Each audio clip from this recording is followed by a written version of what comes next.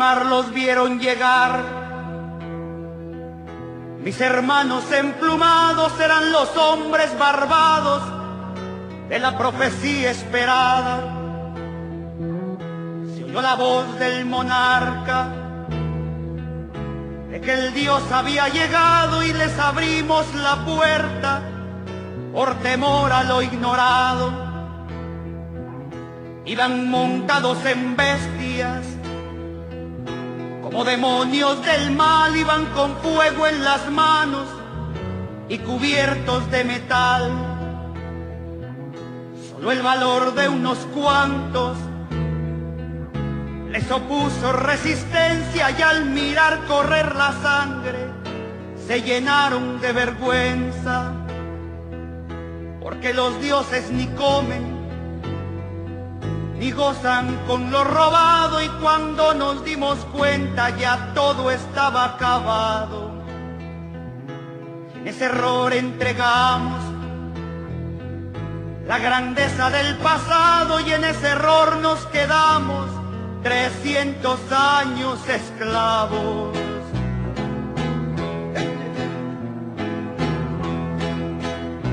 Se nos quedó el maleficio de brindar al extranjero nuestra fe, nuestra cultura, nuestro pan, nuestro dinero.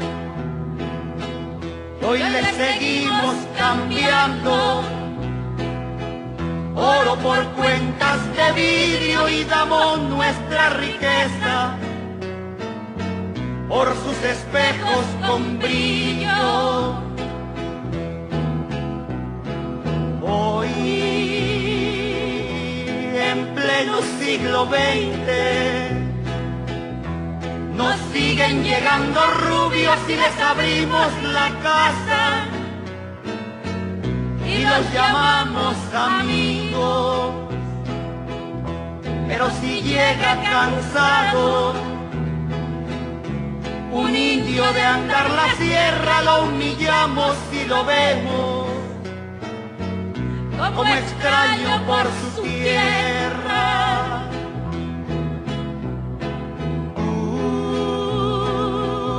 Hipócrita que te muestras, humilde ante el extranjero, pero te vuelves soberbio con tus hermanos del pueblo. Oh, maldición de Malinche, enfermedad del presente, ¿cuándo dejarás mi tierra? ¿Cuándo harás libre a mi gente?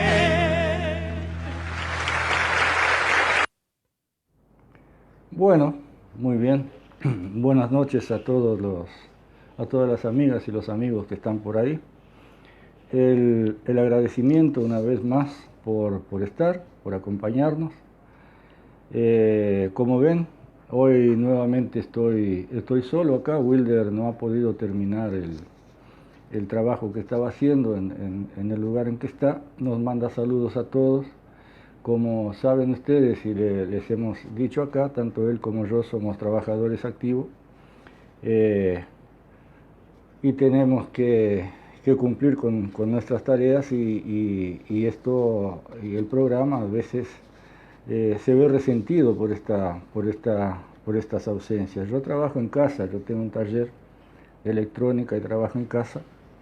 Dispongo con más facilidad del horario para el programa.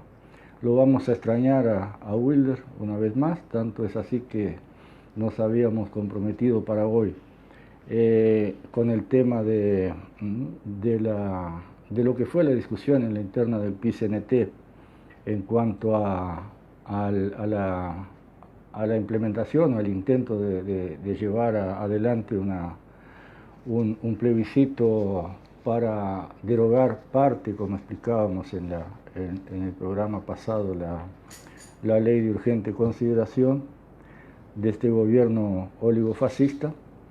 Pero no me quiero extender en esto porque justamente estamos esperando, no está nada totalmente decidido todavía en el sentido de la actitud que va a tener el Frente Amplio en este tema, a pesar de que ya han dicho algunos de sus representantes que sí la van a apoyar.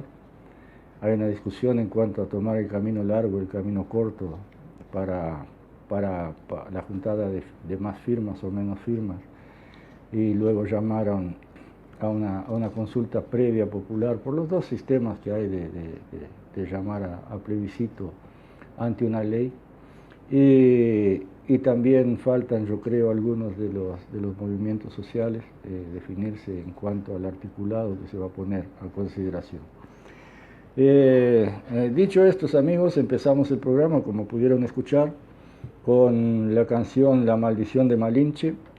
Es una canción mexicana. Pusimos la interpretación de su propio autor, Gabino Palomares, acompañado por Amparo Ochoa, en la interpretación de esta canción ya clásica en el cancionero latinoamericano, que simboliza la traición. Aunque se refiere específicamente a una nativa de México, de la zona de Veracruz, una persona que fue secuestrada por los españoles y por sus propios compatriotas y entregada como esclava a Cortés. Así que hubieron otros malinches antes que la Malinche. Han sido muchos los malinches en la historia creo que más los malinches que las malinches, ¿no? Pero la canción se refiere a eso, y más allá del rigor histórico de los autores de la letra en cuanto a usar su nombre, simboliza simplemente la traición de los nativos de un lugar en cuanto a pasarse al lado de sus invasores o de sus colonialistas. Así que la Malinche o el Malinche puede ser cualquiera, puede ser Luis Alberto Alejandro Aparicio Lacalle Pou, por ejemplo, puede ser Jorge Valle, puede ser Sanguinetti, puede ser José Mujica arrodillando ante Julieta, la embajadora de Julissa, Reynoso, la embajadora de Estados Unidos en Uruguay. Puede ser cualquiera, el Antonio, el gerente del banco, el Juan, el dueño del almacén de la esquina. Así que simplemente todos aquellos individuos que se ponen del lado del opresor a defender sus intereses, aunque para eso tengan que masacrar a su pueblo. De eso se trata la canción, que tiene que ver con el título del programa de hoy, que como vieron ustedes es la LUC, el presupuesto, la JUP y el Uruguay Colonia. Por eso elegí la canción, y sus exitosos gobiernos burgueses. Y todos se preguntarán por qué. Bueno, eso es el tema central del programa de hoy. En esto que ha sido desde el principio una secuencia de programas, si analizamos los títulos, los llamados de cada programa, hoy me fijaba, y en definitiva todos hacen parte de un mismo objetivo, de un mismo plan que desarrollamos con los compañeros, con Wilder y con otros compañeros, con los cuales decidimos empezar y llevar adelante estos programas.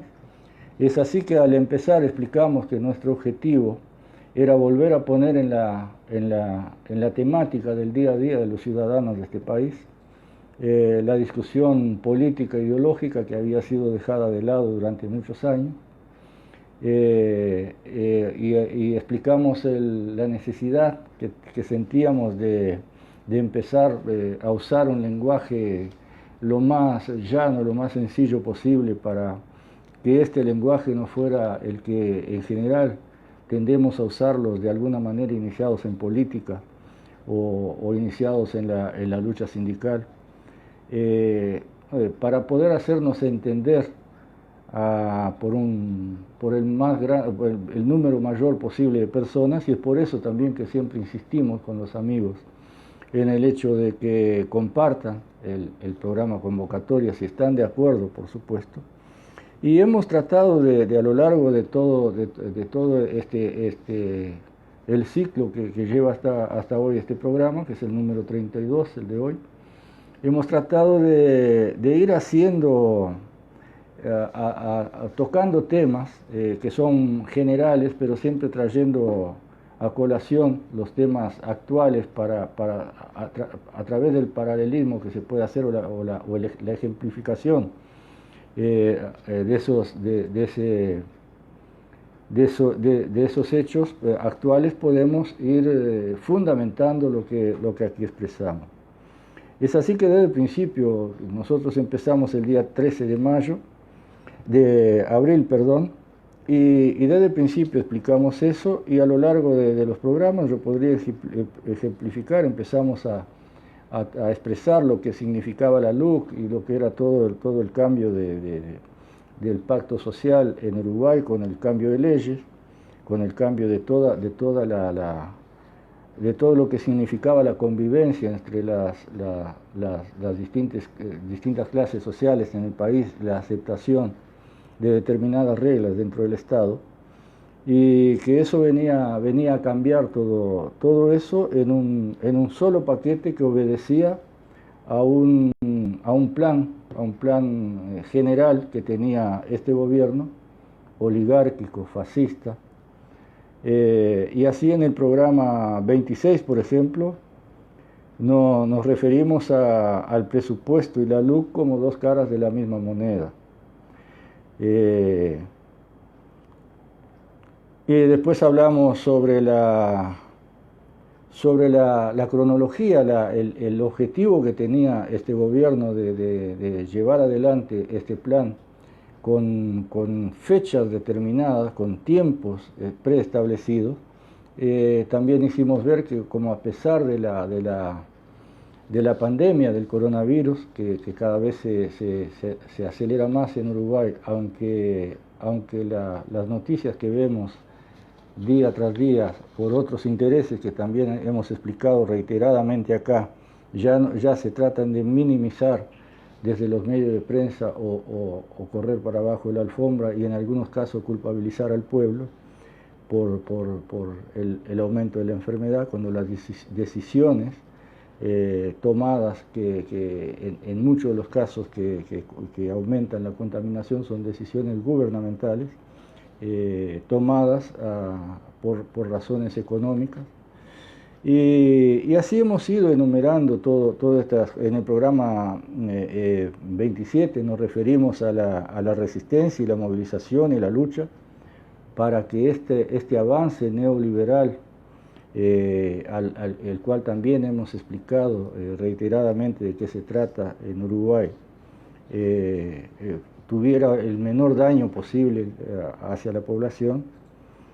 En el programa 28 nos referimos otra vez a la puesta en práctica del proyecto oligofascista en el país. Explicamos de dónde salía el oligofascista. Incluso jocosamente nos referimos muchas veces a Luis Alberto Aparicio Lacalle Pou como el virrey, que más allá de que sea una broma, aparentemente algo para reírse, simplemente se trata de la realidad, de la postura que asumen estos gobernantes de estos países colonia ante la casa matriz, ante el imperio económico mundial, en la actualidad,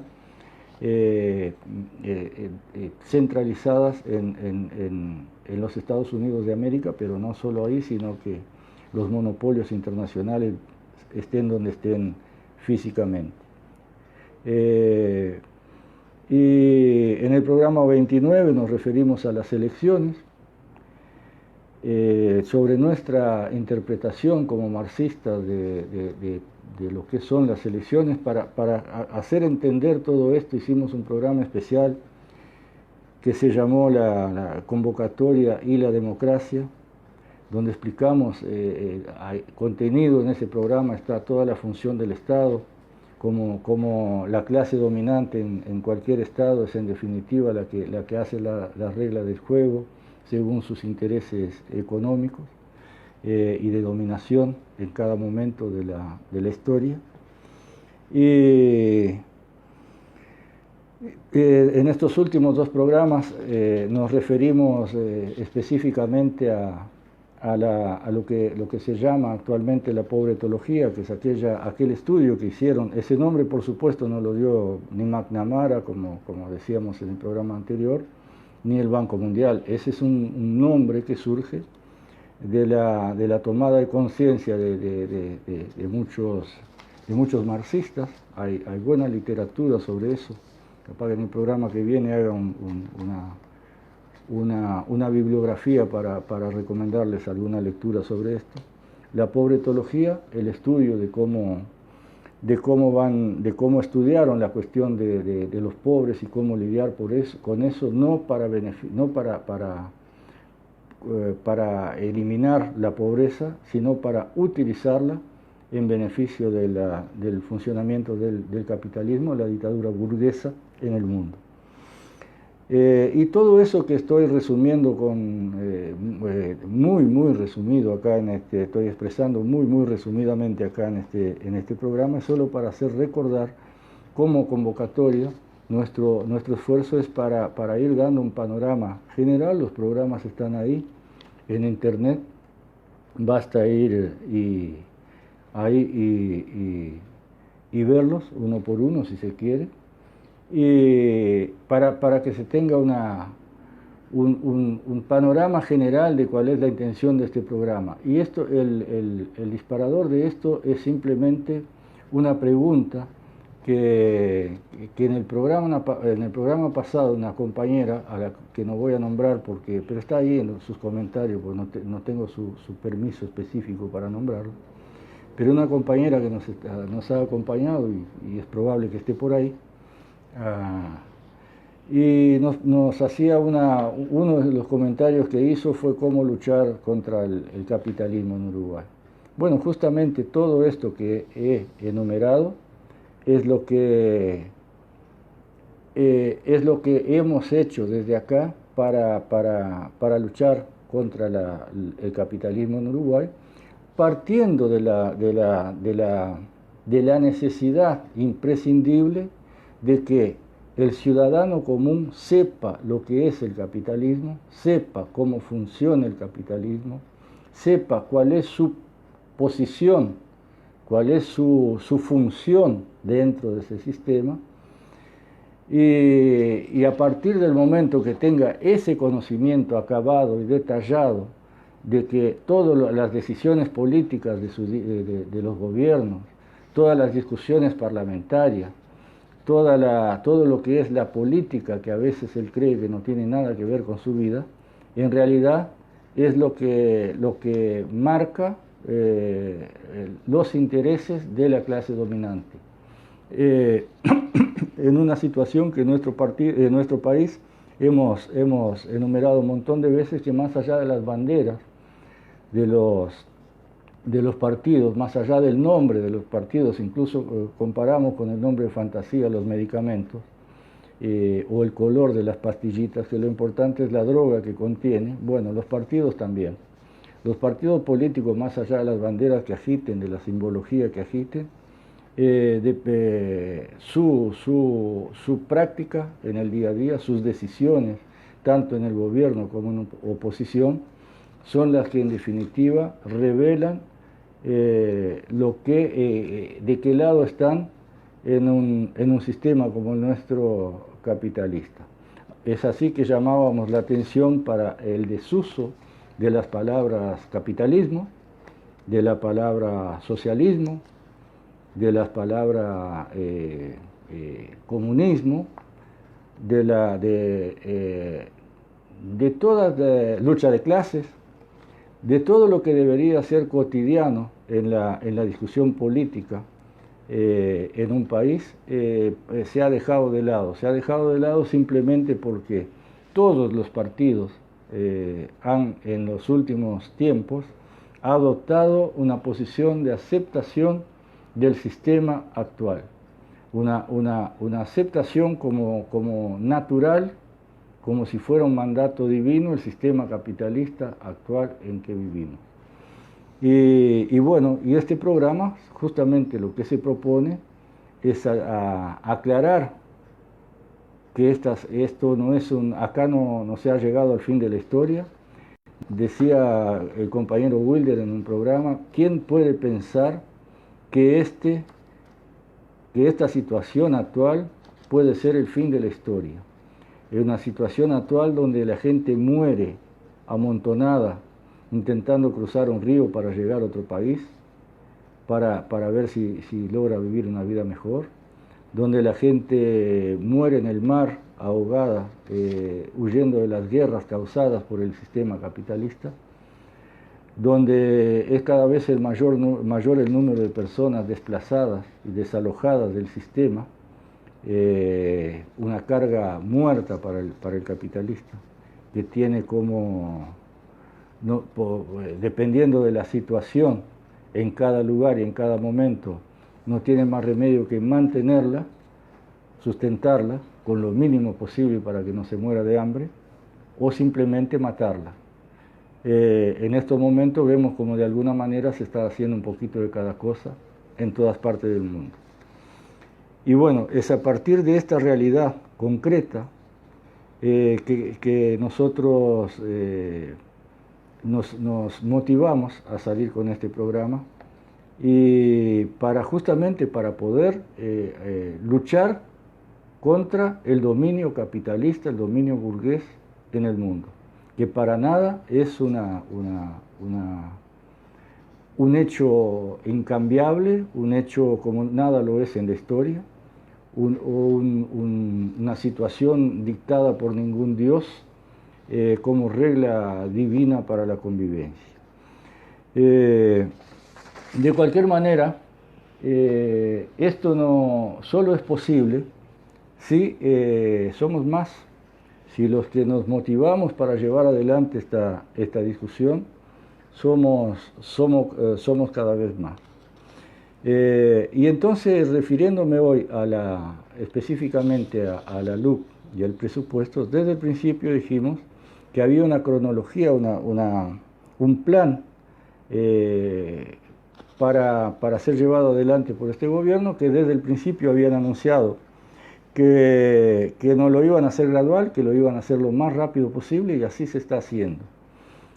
Tanto es así que en plena pandemia se atrasaron unos días para mandar el proyecto al Parlamento, unos 15, 20 días, lo mandaron igual y se aprobó con mucho menos días de lo que los plazos legales determinaban para su discusión, que eran 90, se aprobó en 70 días, o sea, se cumplió a rajatabla el cronograma en el tiempo que tenía el gobierno oligofascista para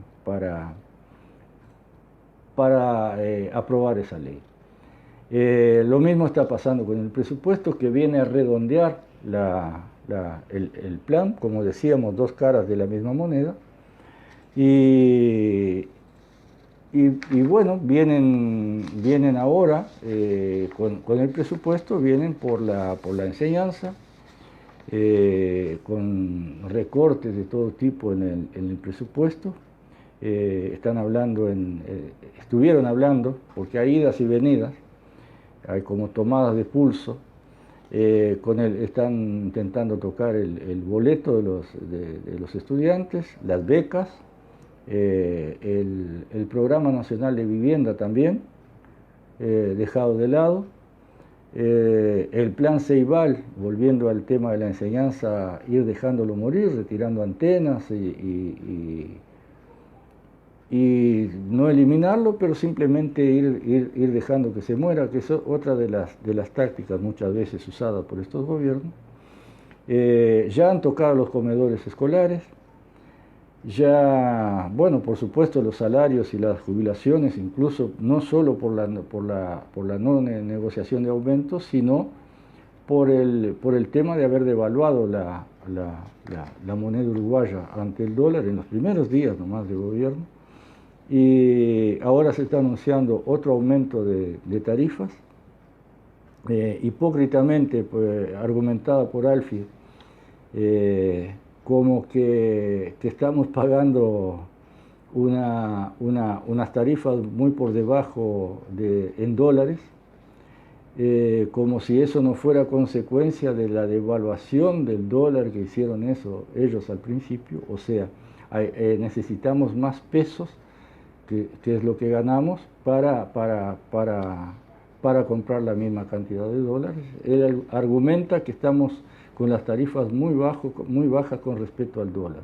Bueno, las tarifas están bajas con respecto al dólar porque ellos devaluaron la moneda.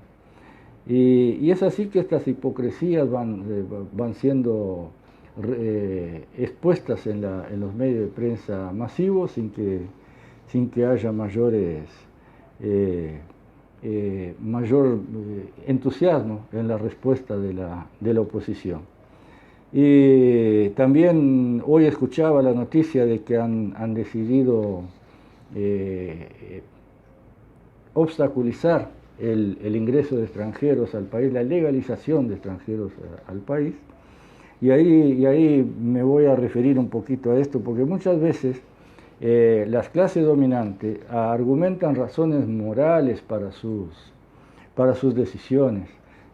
¿Cuántas veces hemos escuchado hablar que el Uruguay abierto a los inmigrantes, porque en definitiva la mayoría de los habitantes de este país somos descendientes de inmigrantes y que hemos sido recibidos muy bien en otros lugares? Bueno, esto es todo charla, esto es todo cháchara. ¿Dónde están las razones morales cuando se aumenta la exigencia para un extranjero que llega al país, pobre por supuesto, y tiene que conseguir un trabajo, tiene que presentarse con un contrato de trabajo? Hasta hace poco tenía que presentarse con un contrato de trabajo por un salario mínimo, o sea 16.000 pesos. Pues ahora lo aumentaron a 26.000 pesos para dificultar la entrada del extranjero, porque para el plan neoliberal siempre lo que sobra es gente. Cuanto menos gente, mejor. Pero así siempre, y por eso expresamos en todos los programas que el Estado en su conjunto, toda la burocracia estatal, todas las decisiones del Estado, de los que tienen la sartén por el mango, es simplemente por razones económicas y del sistema implantado en el país. Es así que les voy a ejemplificar de una forma bien práctica. Por ejemplo, actualmente lo que sobra en el mundo, por las razones que ya ampliamente hemos explicado acá, es gente, porque no tiene cabida dentro del sistema, con la modernización de la industria, con la modernización de la maquinaria, de la robótica en la producción y todo lo que ya sabemos, se necesita menos mano de obra. Entonces va sobrando gente, se va expulsando del sistema. Al expulsar la gente del sistema, lo que se necesita es que el número de habitantes en un país sea el menor posible, en un país como el nuestro. Entonces se ven como por ejemplo, desde el Estado se da el mensaje de que el embarazo adolescente es un problema, para dar un ejemplo. El embarazo adolescente es un problema porque las niñas, porque son muy jóvenes, porque cómo van a tener hijos, se implementa una serie de medidas para evitar el embarazo adolescente. Imagínense, hagan un ejercicio de imaginación. Si en algún momento el sistema de producción necesitara, el sistema de producción capitalista necesitara mano de obra, necesitara un número mayor de personas, eso sería así. O desde los medios oficiales, desde el Estado, se incentivaría, se justificaría el casamiento de jóvenes, cada vez más jóvenes. Irían los médicos a la televisión a explicar, los mismos que hoy van a explicar que un embarazo adolescente, que todo lo psicológico, que cómo le tranca los planes de la vida y todo eso, irían esos mismos médicos a explicar a la televisión que es mejor que una mujer tenga hijos a los 18 años, porque es cuando su organismo está más apto para la reproducción. Irían a explicar que los riesgos del embarazo de mujeres de más de 20 años, de 25 años, darían números diciendo que los hijos de las mujeres más jóvenes tienen más probabilidad de nacer con una mejor salud y no tener tantos problemas, de cómo el propio cuerpo de la mujer tiende a recuperarse con más facilidad luego de un parto al ser muy joven que teniendo más de 25 o 30 años. O sea, todo obedece a los intereses del sistema de producción de cada país. De ahí el manejo del Estado, el manejo de la información, el intento del manejo de la propia cultura, el manejo de la educación, el manejo de la formación de los ciudadanos. Y estos ejemplos ahora con la barrera que levantan a los inmigrantes que vienen a nuestro país a trabajar, por supuesto los argentinos que vienen a nacionalizarse o a fijar residencia en Uruguay para no tener que pagar los impuestos en Argentina, esos son bien recibidos, aunque no vengan a invertir nada acá, vengan a evadir impuestos acá también. Pero con eso no hay ningún problema. Y de ahí lo explicamos también lo del país colonia, por qué el Uruguay colonia y por qué el éxito de los gobiernos hasta el día de hoy en Uruguay. El éxito de los gobiernos burgueses en Uruguay. ¿Y por qué lo decimos? Porque a veces al pasar, luego de que pasa un gobierno, o al final de un gobierno, en épocas electorales, se argumenta desde la oposición que ese gobierno fracasó, que sus políticas han sido un fracaso y que no respondieron a lo que el pueblo quería, y por eso se hace necesario el recambio en el poder de los partidos ahí gobernantes. Y resulta que es al revés, mis amigos. Los gobiernos en general, acá en Uruguay, han tenido éxito en sus propósitos. Refirámonos al gobierno anterior, a los gobiernos anteriores del progresismo del Frente Amplio.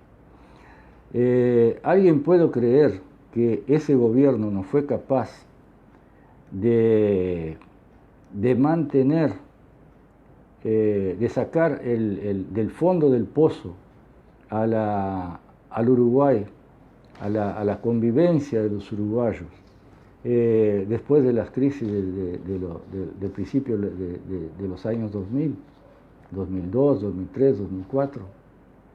Cuando estábamos realmente en el fondo del pozo, al borde de la catástrofe humanitaria en Uruguay. Ese gobierno tuvo éxito. Tuvo un gran éxito porque logró la paz social, porque logró la conciliación entre las clases, porque logró sacar de la discusión del país el tema ideológico, el tema de la vigencia o no de un sistema, y por eso nos referimos a la falta de discusión ideológica, llevando al país a lo que nosotros decimos, sin querer ofender, a la indigencia ideológica de la izquierda, y usamos la palabra indigente, porque un indigente nunca es culpable de su situación. Fueron poniendo parches y remendando, haciendo más llevadera la vida de los pobres. Como explicábamos en la ciencia, implementada por el Banco Mundial en los años 60, con su pobretología, llevar el país, la sociedad a una crisis tal que luego el gobierno bueno que venga a combatir la emergencia, a enfrentar la emergencia. Incluso ni disimulan, le dan ese nombre a los planes, plan de emergencia. Y así pasaron 15 años en los cuales no se tocó ningún resorte del sistema. O sea, un gobierno de izquierda burgués que aplicó a rajatabla y con gran precisión lo que es el programa planificado por los centros de poder económicos en el mundo. Ese fue su papel en Uruguay y así lo ejecutó a rajatabla. Tanto es que cuando en algún momento esos pobres y esas clases sociales, me refiero a los trabajadores, intentaron ir un poquito más allá de lo que tenía establecido como programa la burguesía de izquierda en Uruguay, no tuvieron problema en sacar los milicos a la calle, a reprimir, a tomar medidas, a decir acá está la raya, de acá no pasa. Con todo lo otro, con todo el otro tema que significa el llevar adelante una política como lo hizo escandalosamente, diría, el gobierno de José Mujica, con su imagen y su glorificación de la pobreza, su glorificación de la humildad, hablando contra el consumo, diciéndole al pueblo en general que se podía vivir bien siendo modestamente en una casa modesta, con un presidente en chancletas, ejemplo en el mundo. Y esto es aplaudido. Esto es aplaudido como si fuera algo muy loable. El presidente de un país que vive pobremente. Y yo me pregunto, la gente que elogia esto, ¿sabrá lo que es la pobreza? La gente que impulsa este tipo de cosas, ¿habrá vivido alguna vez en su vida en la pobreza? El pobre es el que se acuesta hoy sin saber si va a comer mañana.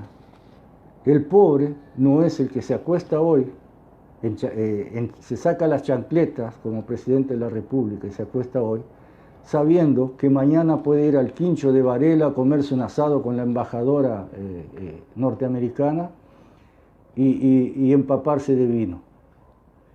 El pobre es el que se acuesta hoy amargado porque un hijo o una hija no tiene un campeón en condiciones para ir al liceo al otro día. Y no el que usa chancleta porque quiere, por opción. Esto solo puede ser aplaudido por pequeños burgueses e intelectuales que no saben lo que es la amargura de la pobreza. La amargura de la pobreza la viven los pobres. Estos mamarrachos que lo hacen por opción, como el nene, el hijo de papá que se encierra en el cuarto y se niega a comer para conocer el hambre, sabiendo que abre la puerta del dormitorio y encuentra una heladera llena. Es la misma actitud de un sujeto de estos. Un sujeto que anda en un Fusca, sabiendo que pega un chiflido y le cae un auto nuevo, importado, con un chofer para ir donde quiera. ¿En qué le cambia la vida a un pobre que Mujica se haga el pobre, ande en chancleta, que hable contra el consumismo? Esto solo puede ser aplaudido por esos intelectualoides que no saben lo que es la amargura de la tristeza. El pobre no quiere vivir en chancleta. El pobre quiere tener la posibilidad de tener un buen calzado, de ver a sus hijos bien vestidos. El pobre no quiere la pobreza. El pobre quiere vivir bien, quiere vivir en abundancia. De eso se trata, se debería tratar un gobierno de izquierda. Y no de incentivar, de glorificar la pobreza, hacer una exaltación de la pobreza del señor presidente. ¿En qué le cambia la vida al pobre esto? Esto es simplemente hipocresía. El pobre, mis amigos, y por eso luchamos los socialistas, los comunistas, los marxistas, tiene derecho a vivir en toda la abundancia que el conjunto de los trabajadores pueda producir, sin necesidad o sin la obligación y sin el tener que aceptar que la abundancia que él produce no le llegue, porque la mayor parte de esa producción que de su lomo sale va a parar en los bolsillos de los dueños de los medios de producción, de los capitalistas, de los que se dan el lujo de vivir como reyes e incluso acumular fortunas en el exterior. Y cuando un ciudadano es rico o que tiene posibilidades de vivir bien, le gusta vivir pobremente, por una opción o por una excentricidad, bárbaro, es su problema. Ahora, cuando un presidente de la República lo hace y se quiere poner como ejemplo de cómo debe vivir el pobre, primero el pobre, se le ríe en la cara, porque se da cuenta que eso es una estupidez. Que el pobre no quiere eso. El pobre quiere gozar de los bienes que tiene derecho, y quiere gozar de los bienes que sabe que produce o que intuye que produce él. El pobre no quiere la pobreza. El que quiere la pobreza es este excéntrico que puede vivir mejor y opta por vivir como se le dé la gana. Pero si es un presidente de la República y se hace esto, se es simplemente un canalla. No se es otra cosa. Y de esto se trató este gobierno durante 15 años. Tuvo éxito. Y después se preguntan cuando pierden, ¿por qué perdimos? Es que los pobres no supieron reconocer lo que hicimos por ellos. Los niños estaban saliendo del hambre. Venía disminuyendo la desnutrición infantil en 15 años. Cuando estos oligofascistas que vinieron al gobierno ahora, y a eso también me quiero referir, en 6 meses ya lograron cambiar como querían desde el gobierno, están tocando todos los resortes económicos y de las reglas de convivencia del país. Y en 15 años, la militancia de izquierda uruguaya aceptó que le dijeran, no, todavía no es momento, compañero, estamos haciendo lo que podemos, la política es el arte de lo posible. Y después se preguntan por qué perdieron. Se preguntan por qué un pobre cambió un voto por una chapa. Simplemente para no tener que correr la cama del hijo día de lluvia o su propia cama porque hay una gotera arriba. Por eso. Porque durante estos 15 años, y ahora me vienen con la autocrítica de la izquierda. ¿De qué se trata la autocrítica? De que no estuvimos junto a los pobres, de que nos apartamos de la gente, de que no supimos estar ahí, que hicimos por ello, pero no estuvimos juntos. Lo que pasa que estar junto significa conversar. Conversar significa escuchar también. Darle la razón al pobre. Y en determinado momento va a venir la pregunta, bueno, ¿y ustedes qué van a hacer con nuestra pobreza? Porque han ido cubriendo nuestra emergencia, hemos tenido un plato de comida, hemos tenido acceso a la salud con más facilidad, pero seguimos siendo pobres, seguimos viviendo en la miseria, seguimos necesitando la chapa que después los colorados y los blancos le dieron por el voto. ¿Acaso cuando el gobierno del Frente Amplio llegó a ser gobierno después de muchos años de lucha, no propusieron que los votaran por un cambio? Y yo le pregunto a los compañeros del Frente, ¿el cambio fue ese? Dejémonos de criticar, antes de criticar al sin memoria que votó a la derecha por un cambio, votó o por recibir algo a cambio del voto. Dejémonos de culparlos a ellos y preguntémonos cuál fue el cambio real y permanente en su vida. Y preguntémonos nosotros, compañeros, si ese era el cambio que nosotros, que la gente de izquierda, soñaba o esperaba de un gobierno de izquierda. Seamos un poquito sinceros con nosotros mismos. ¿Era ese el cambio?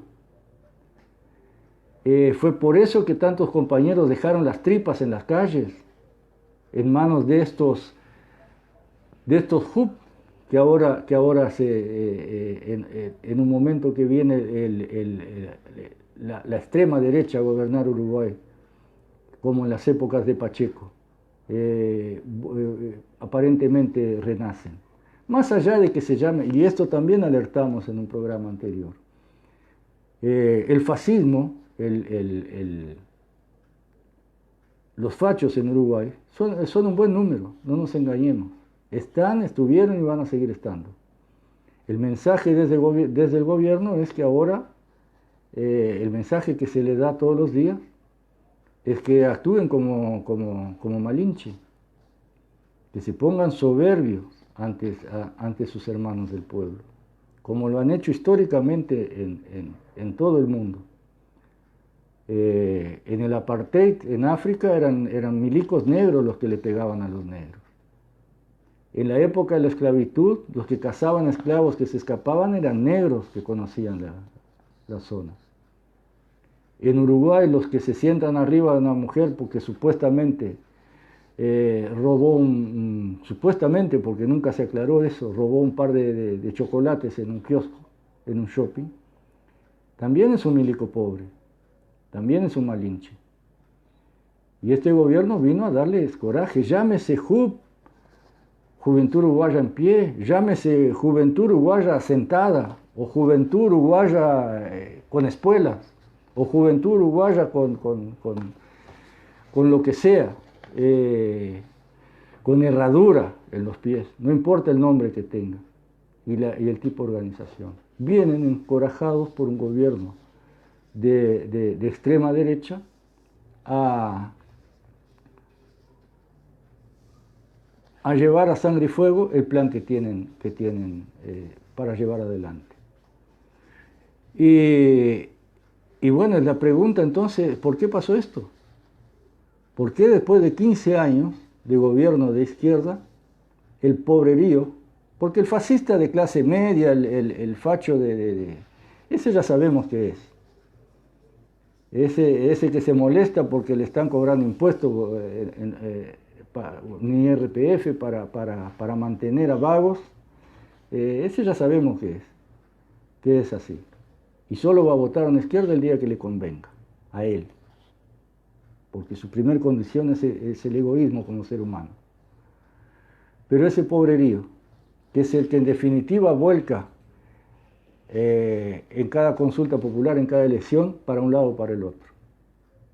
Esos cientos de miles que están en las colas de las ollas populares. ¿Por qué un buen número de ellos, suficiente como para que ganara la derecha en Uruguay, lo hizo? por lo que expresaba anteriormente, ¿es cierto que ustedes, compañeros, les echan la culpa?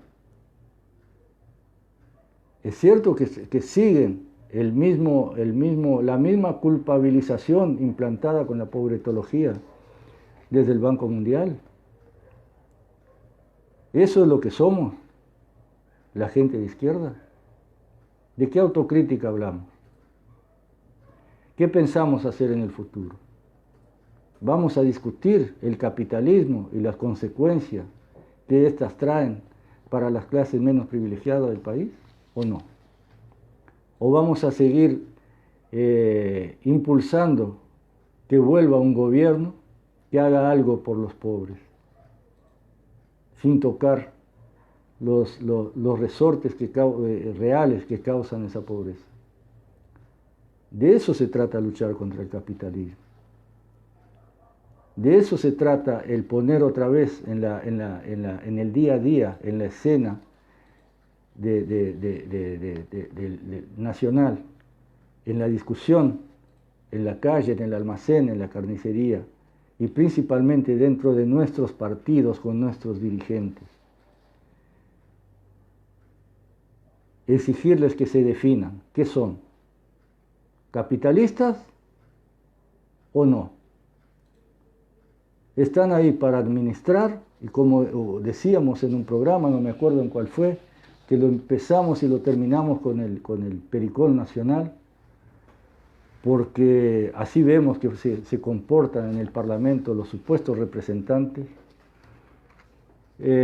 Cuando usamos el Pericón, porque es algo que todo el mundo conoce, donde es un bailecito, donde se forman las parejas, pero el ritmo, la música es siempre la misma, es el pericón burgués le dijimos, porque ahí llegan y empiezan a bailar al ritmo de la música dentro del Parlamento.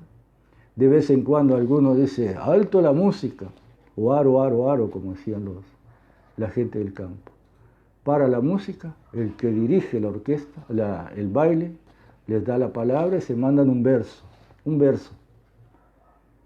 Pero terminado el verso, se toman la mano, tanto la mujer como el hombre, y siguen bailando al ritmo del pericón burgués, en el caso del Parlamento.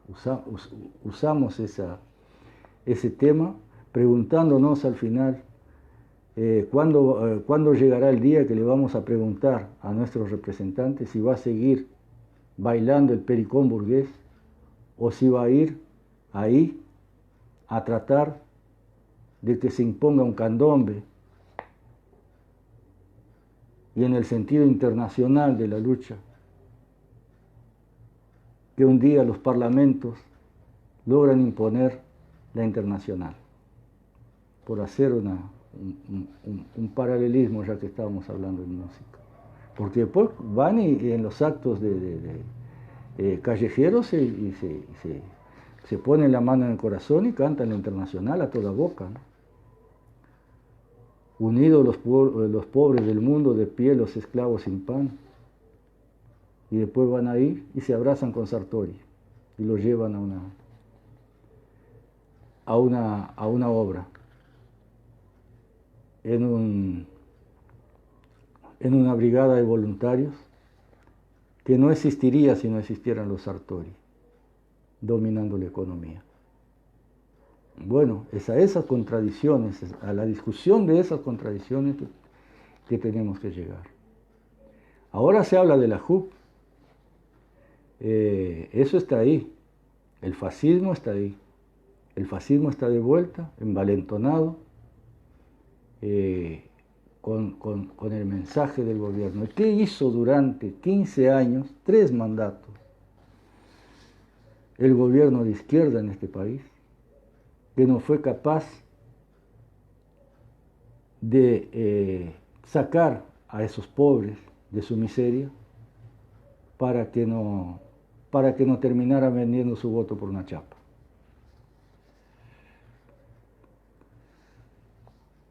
Por supuesto van a ser víctimas, fueron engañados otra vez por un cambio. El cambio fue para peor.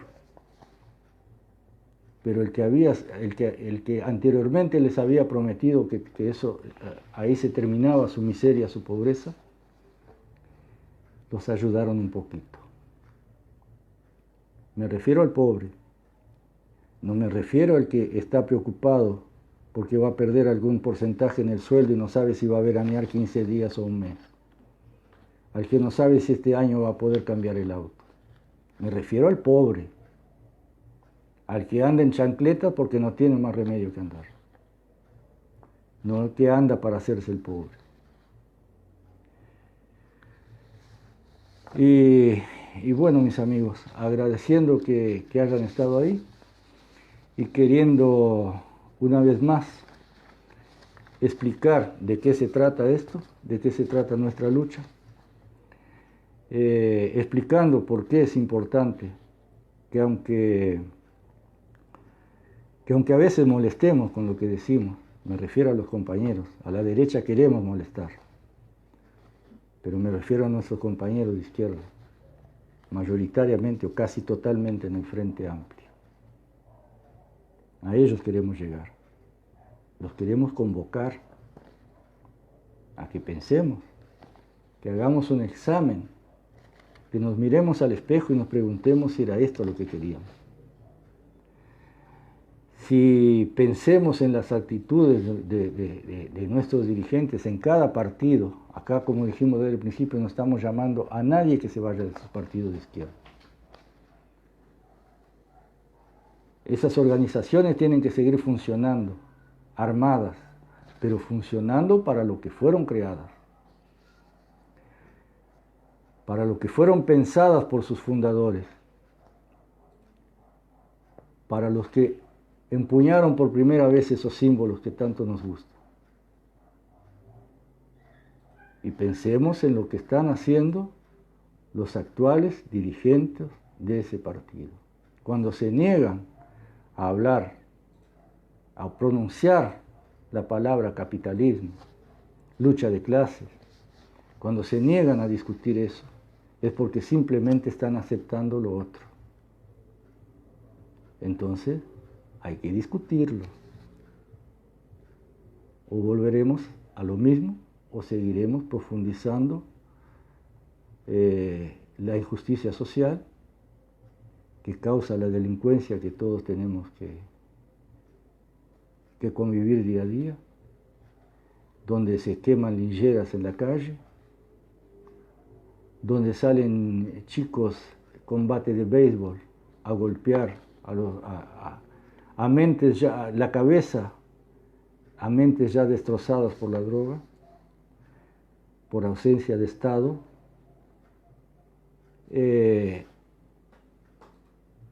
Y si en definitiva estamos nosotros también, izquierdistas, aceptando que esa sea una realidad incambiable. Tenía unas cuantas cosas más, pero no importa. Seguirán estos programas y seguirán, pero no quise dejar de expresar con la mayor claridad posible, dentro de mis limitaciones, claro. Y queremos, antes de despedirnos, saludar a los compañeros que están por ahí, como Ana Gómez, como Carlos Cosio, Carlán, nuestro amigo que hasta ahora debe estar trabajando o por entrar al trabajo, trabaja en la noche. A Ariel, que también está por ahí, me van avisando los compañeros y la compañera acá, que están ahí detrás de la cámara, porque yo no, me llega atrasado acá en la computadora y no tengo un celular acá, porque el celular que tengo es el que está actuando como cámara. De eso se trata este programa y todo este armado que a veces jugamos, que la producción y que el estudio. Los compañeros que nos conocen saben de qué se trata. No nos hacemos los pobres para quedar bien y para que nos para que nos elogien los intelectualoides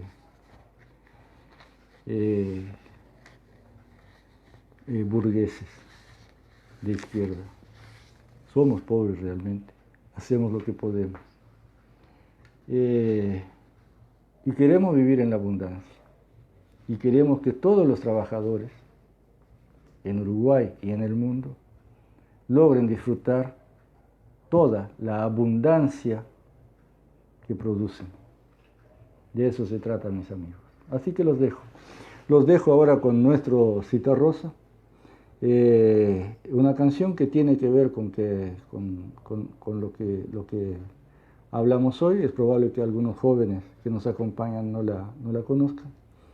Se llama Defensa del Gaucho en particular, pero más allá del nombre y de los momentos históricos al que refiere la letra, son cosas que a lo largo de la historia, en este pueblo y en todos los pueblos, se ha ido dando. Con las guerras, con las guerras decididas por los poderosos, donde van a morir los trabajadores y sus hijos. Así que los dejo entonces con Citarrosa y en Defensa del Gaucho.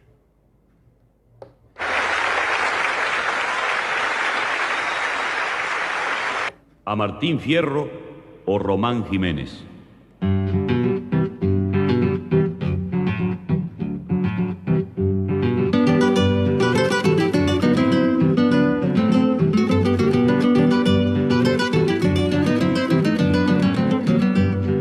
En este trobar sencillo, lo que es gaucho te diré, borrando la mala fe del que lo volvió un cuchillo, un haragán, solo un pillo, bueno para el alancear o bueyes de carretar en la furiosa corambres con los hijos muertos de hambre y el guitarrita y trobar.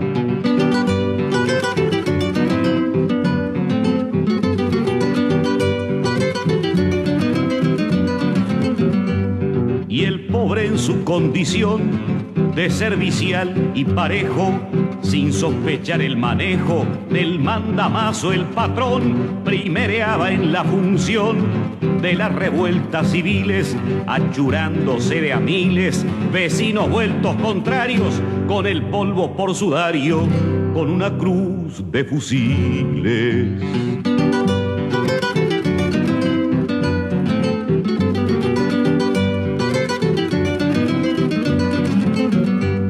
Y creyendo así servir la patria, sus claros trillos, fue un oficio el del cuchillo y una razón la de herir, no supo nunca mentir, fue por amistad y arrojo, un empecinado abrojo de la loca caballada, con la muerte y la patriada como una venda en los ojos.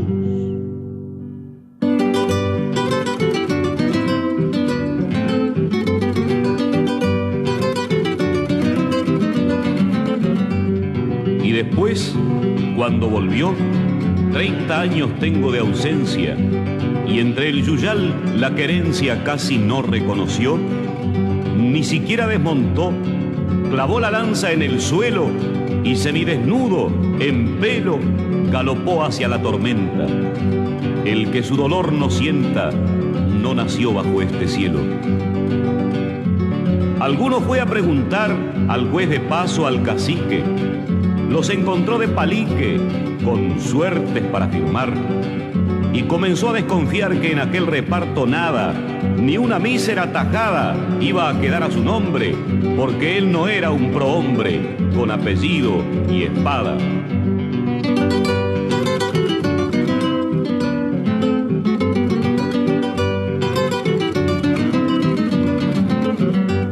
Y peleó y se emborrachó como el gaucho Martín Fierro, o el tolión topó a los perros, sin quererlo matrereó y en alguna abra dejó su perseguida pisada. Fue leyenda condenada, cuento de espanto y de robo, y el que lo empujó a ser lobo comía la borregada.